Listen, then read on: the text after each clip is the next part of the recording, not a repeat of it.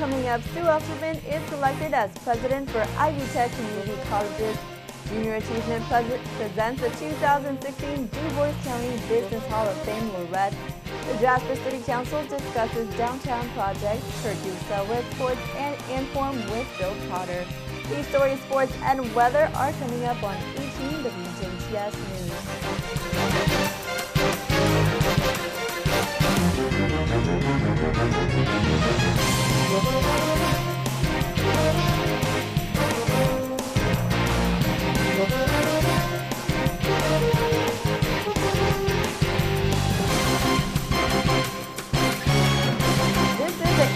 WJTS News. I'm Prisma Lopez-Marin. Thank you for joining us. Former Lieutenant Governor and Vernon native Sue Elsterman will be Ivy Tech's new president. Elsterman's selection was approved unanimously 2 months after she resigned as Lieutenant Governor to seek this position. She calls Ivy Tech Indiana's most important workforce development engine, and she also says she'll seek to build on efforts to better align the degree programs with the job skills Indiana employees need most. We have talked about and will want to dig into things like block scheduling, which we know worked well in Tennessee. So do we want to do more of that? And the co-requisites, the math pathways, those are relatively new programs. So we haven't really assessed how close they can get us. Elsterman says she'll be spending most of June meeting with the Ivy Tech faculty around the state and listening to their ideas before formally becoming the Community College System's 9th president on July 1st. Elsterman says an Ivy Tech's trustee suggested she apply last August, a month before President Thomas Snyder announced his retirement. Governor Pence issued a statement calling her appointment a win for education in Indiana. Board of Trustees Chair Paula Hughes says the search committees interviewed 9 candidates from a field of more than 100, then narrowed down the list to 3 finalists. She praises Elsterman's ability to think strategically about the best way to achieve long-term goals. She's got experience in the political arena, she's got experience in the private sector, and it all comes together in that right mix, along with Sue's innate skill for thinking strategically. She sees the big picture, and she also sees how to make the connections to make it happen. Elsterman headed the Center of Applied Research and Economic Development at the University of Southern Indiana before entering politics in 2010. An estimated of $40,000 were raised for junior achievements in Du Bois County for their Business Hall of Fame event early this morning. The goal for this event was to bring around 400 attendees, but they announced they surpassed their expected goals with 450 participants. The 2016 Du Bois County Business Hall of Fame laureates recognized at the event were Clement M. Longy and Alvin C. Ruxer. The junior achievement that serves the Du Bois County area has dedicated to offer over 160 programs with the success of reaching over 4,200 students.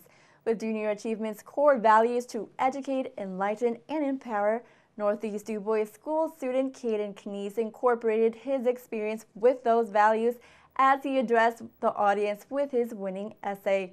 Knies is the winning recipient of the Du Bois County Business Hall of Fame 2016 Junior Achievement Scholarship for $1,000. In order to have been eligible for this scholarship, students who applied participated in junior achievements in their classrooms, with Northeast Du Bois High School students known to have participated in the past in the Junior Achievement Personal Finance Program during their economics class. Knies expressed his appreciation for Andy Sager, who visited his school and helped him with his own business plan.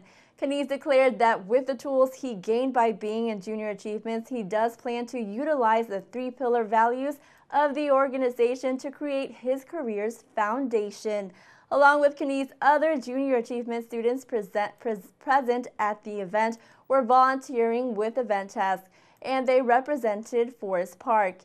Emma Hausfurther and Abby Hauser shared their influence Junior Achievement has on their academics and how it's shaping their personal growth. This year during Junior Achievement, we learned a lot about managing businesses and like what we want to be when we grow up and different choices that we can make later on in life. We learned a lot of interview tips for the upcoming interviews when we have to get jobs, and it just taught us a lot about financially what we should do whenever we get older, and it helped out a lot. House further states she aims to venture towards a finance career with the potential to be a financial manager or to educate others on finances. Ann Hauser would like to become an engineer. Both Forest Park 8th graders added that their experience should be shared with their peers to help each other succeed. Co-founder and chairman of the board of Best Home Furnishings, Clement Longy, stated he was made aware that the junior achievement students have been doing a great job in their participation with the program. Longy received a standing ovation as he took the podium to provide a speech to receive his award. Longy shares the company has received valuable workmanship over the years, and he is very grateful. I enjoyed it, and I think Du Bois County's got some really nice people and get along good. I had a few arguments with some people, but not that worked for us. But they said I was doing it wrong because I was associating with my helper, and I said, what's the matter with that? And said, business people don't do that. And I said, well, evidently I'm not a business person because I'm going to keep on doing it. Longy also stated he simply wants to thank all who have worked for the company for staying as long as they have, and he was amazed of their dedication. During the event, short videos were shown to capture the business and work ethics both Clement Longy and Alvin Ruxer gave the community. This tribute is coming up on Inform that showcases testimonials on the contributions these business leaders have accomplished. Wednesday night, the Jasper City Council agreed to a pair of resolutions pertaining to the Astra Theater on the city's downtown square. First, the council declared a structure in need of redevelopment regarding the Astra Theater, and also the other authorized Mayor Terry Seitz to submit a grant application for the Astra Theater project to the Office of Community and Rural Affairs Historic Preservation Grant, which would also include a listing of funding sources for the matching sections of the grant. Both were approved by the council. Astra Theater representative, as well as Lisa Galehausen, Executive Director of Indiana 15 Regional Planning Commission, were present at last night's meeting. Galehausen stated that the project has received a variety of support letters from entities to include in the grant. This public hearing serves as the second one that is required to take place for efforts towards applying for this grant. Resolutions passed serve to aid the grant requirements, where the grant will also help the preservation of the historic theater. NACSAC President Mark Stezik told the council he and the group appreciated the council's observation of grant requirements and for the city's willingness to serve as the leading agent in the grant's application. In other items of discussion, last night, Jasper Redevelopment Commission Board President John Bell and Board Member Andy Sager addressed the council with the Commission's report regarding a grant application for downtown projects. Bell elaborates on the grant and the benefits to apply. Yes, because it's a one-time offer from the state that we have a 1-month time frame to submit an application where we have the opportunity to basically double our money. So the maximum part of the grant is $1 million. So we can put $1 million that they really just gave us out of the COIT funds and say, okay, we want to invest that into the downtown square, which our city is already committed to put the money towards the downtown square. So we're doubling down on our money. Bell continues by saying that it makes sense for the county to join in with the application, as they also have the opportunity to apply for the same grant, and they can place those funds towards proposed improvements to the courthouse square.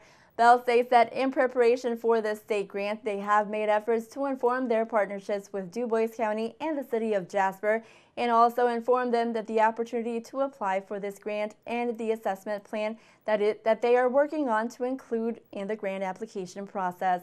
Members of the Jasper Community Arts Commission also present to support President Mike Jones, who spoke to the council in requesting professional services for the Arts Commission.